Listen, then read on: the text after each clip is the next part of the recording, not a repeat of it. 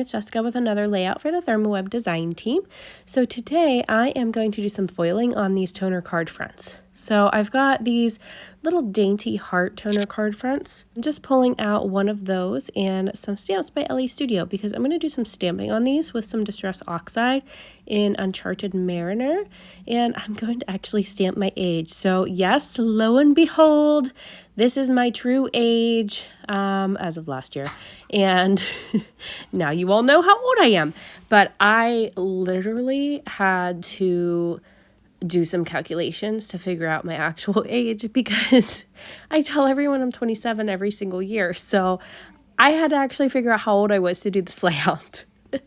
So I've got these little number stamps by Elle Studio. These are jumbo number stamps, and then the outline that goes with them. I wanted them to be kind of distressed and wonky, so I used that distress ink, and then I used my black archival ink, but I kind of off-centered it, so it's not a perfect outline. So some of that white from the toner card front is actually going to peek through on there. So I'm going to grab the die set that coordinates with this because you guys know that I hate fussy cutting, and I'm going to use the coordinating dies to actually cut these numbers out. And then after I cut them out, I'm going to run them through my hot laminator with some of that white Maker Forte foil that's by Deco foil. That's a lot to say. So I'm going to grab one of those sheets and run it through my laminator. And as you can see, my Big Shot rarely makes it into my videos because it is well loved. The top is falling apart and the handle is all adhesive caked and grungy and gross. So I'm not apologizing for it. It just means it's well loved, right?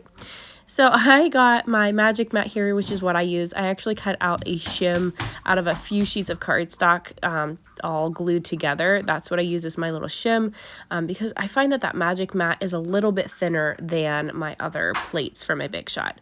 So that's why I use those. So I've pulled out my fuse laminating system here and a craft and carrier sheet that I actually cut down to be like I think it's about 6.5 inches wide.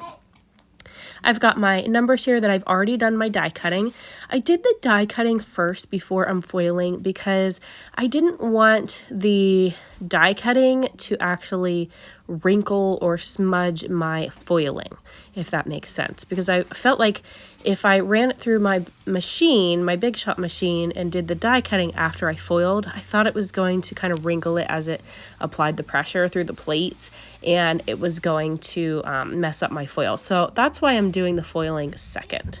So I've got my foiling running through my laminator at this point, and I'm just working on my layers on my photo. So I've attached some tissue paper with some easy tear tape. Now I'm going to be using some easy tear tape throughout this video on all of my layers. I'm not going to use my tape runner at all in this one. I'm just going to use my Ultra Bond liquid adhesive and my easy tear tape. So I will say, oh, look at that foiled goodness. It just came out of my laminator. I love how that looks. It's so pretty with the little white hearts on there. And so where was I? The tape. The tape, the easy tear tape, I will say comes off, the backing comes off very easy. It's just that I have nails right now and they're super thick.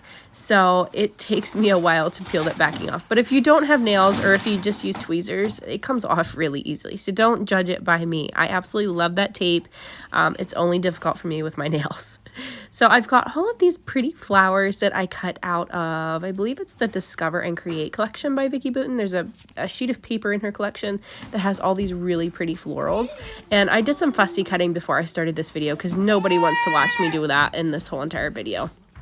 So I did that beforehand, had all these pretty flowers cut out, and I wanted them to lay kind of around my photo of myself. So I've got that. I've got my photo all matted here. I've got my beautiful foiled numbers, and I'm going to pop up the numbers with some shaker strips by Gina K. And then I'm going to use some of the 3D foam squares by her to pop up some of these flowers that I'm going to lay on the top. So just sticking down my other number here. I've got these Hip Kit Club, kind of a yellowish orange color. letters that I'm going to use. I wanted to add a little bit more to my title, so I'm going to make this say, "This is 35." Kind of like, this is what 35 looks like, and this is how I feel. I've got the mom vibe shirt going on, and I'm just enjoying life. So I really wanted that to say that, to just kind of document how I'm feeling, and hopefully my kids will like this layout when they inherit all of my books someday. And they're going to get a lot of them, just FYI. So I've got these alphas. I'm just finishing putting these down. I'm not using any glue or anything for these because these alphas are really sticky, so I'm not worried about them sticking over time. I think they'll stay. But if I was going to, I'd use that Ultra Bond liquid glue to just reinforce them. I've pulled out some more embellishments from this collection, and I've got this flower here I'm going to stick down eventually, but I want to pop down just a little something next to my 35. I'm looking for things for that. I'm looking for things to put at the top of my photo so I can pop a couple things up there. Maybe some things below my photo at this point. I'm not really sure. I'm just kind of going through the embellishments, seeing what all I can add and what matches my layout, because I really love the colors and I want to make them pop. My shirt, as you can see, is a tie-dye shirt, so that's why I kind of went with these colors of the blues and things, but then that orange is just kind of one of my favorite colors. I love scrapbooking with orange for some strange reason, and I just love it. So I wanted to put little pops of orange around this layout. I thought these glasses would have been perfect for this layout because I actually had to change up my contacts this year and glasses and add blue light to them because I'm having a lot of trouble seeing my computer screen on my full-time job all day. Yes, I do work. I have a full-time job as a financial coordinator for a large university in Pennsylvania, and that's what I do. That's my day job. I get to work from home, which is very enjoyable for me, and I love it. I have to go in the office like one day a month, which is fine. But I prefer to work from home, but because I'm staring at a computer screen all day, I'm having trouble with my eyes. Had to add blue light into my prescription, which is just funny to me. But I guess it's not bifocals yet, so I should be pretty happy about that.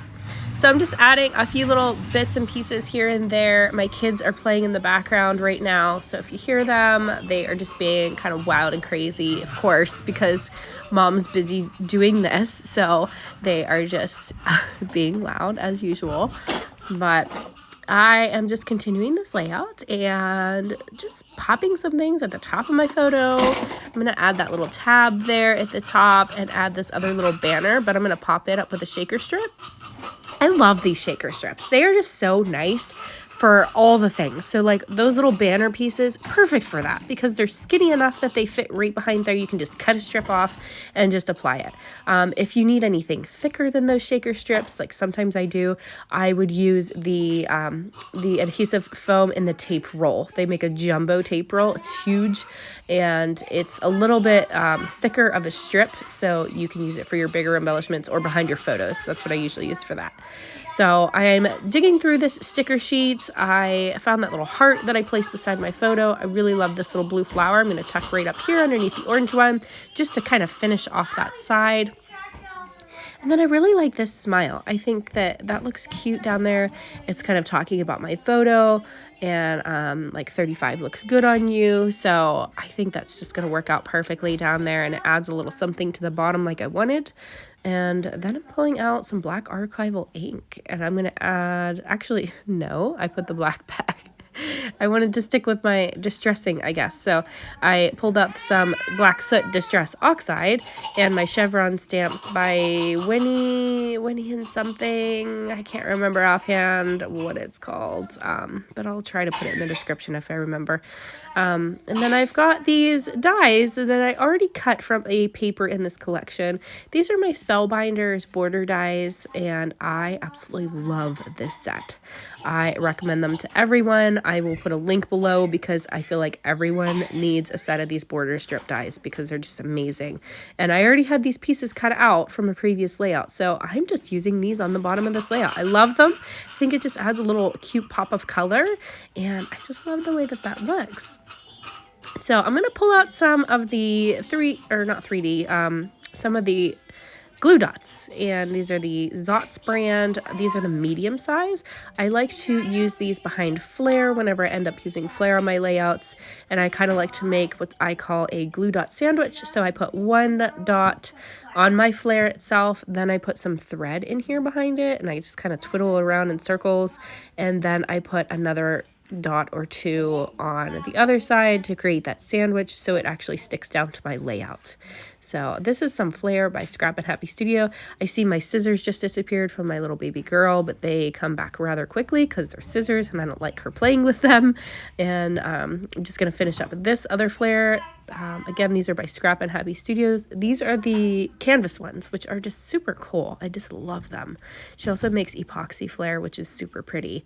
And they're kind of like a shiny, glossy finish, which is just, they're amazing. Her products are just beautiful, and I love them. Just adding a little dab of glue on a couple spots of that thread because I really liked the way that it was kind of curled around and looks random, but I wanted it to stay that way. So I just added little pops of glue there. And I know that glue is going to dry clear, so you're never going to see that when it's dry. And then I added a whole bunch of sequins with the Ultra Bond glue, and here's the finished layout. I hope you guys enjoyed this video. I hope you guys enjoyed learning about my age and my little process here and listening to me ramble today. I appreciate each and every one of you for being here, and thank you so much. If you want any of the products, I will link them down below for you. Thanks for watching. Bye-bye.